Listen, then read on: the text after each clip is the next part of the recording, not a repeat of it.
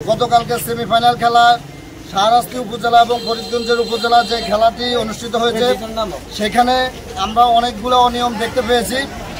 তার মধ্যে অন্যতম হলো যে রুলসে ছিল সেমিফাইনালগুলোতে কোনো জেলা পর্যায়ে রেফারি পরিচালনা করবে না, সেটা করবে জেলার বাইরের, কিন্তু অথচ জেলার রেফারি দ্বারা পরিচালিত হয়েছে এবং প্রত্যেকগুলা যে কলগুলো দিয়েছে কলগুলোর মাঝে প্রত্যেকটা বিতর্কিত কল দিয়েছে।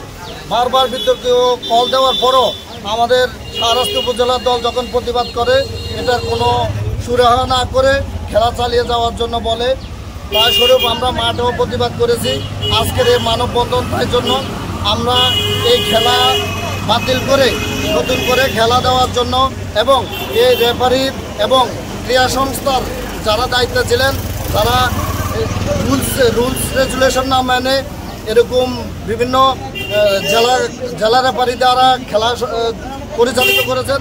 আমরা এর তীব্র নিন্দা জানাচ্ছি এবং এর কঠিন শাস্তি আমরা দাবি করছি। আমরা শাহরাস্তি সর্বস্তরের জনগণ এই দাবি জানাচ্ছি। আমরা চাঁদপুর জেলা ক্রীড়া সংস্থার উদ্যোগে যে ডিসি কাপ হয়েছে আমরা এই খেলাতে অংশগ্রহণ করেছি শাহরাস্তি উপজেলা।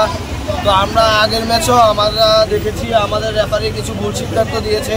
তো আমরা অভিযোগ দেওয়ার পরে পরবর্তীতে বলেছে আমাদের নেক্সট ম্যাচে রেফারি অন্য জেলা থেকে আনবে, ভালো রেফারি আনবে। যেই লোকে আমাদেরকে এই কথা বলেছে সেই লোকে দেখেছি আমরা নেক্সট ম্যাচে রেফারি।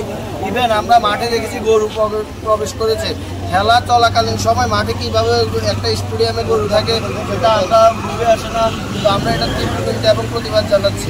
আসসালামু আলাইকুম, ধন্যবাদ।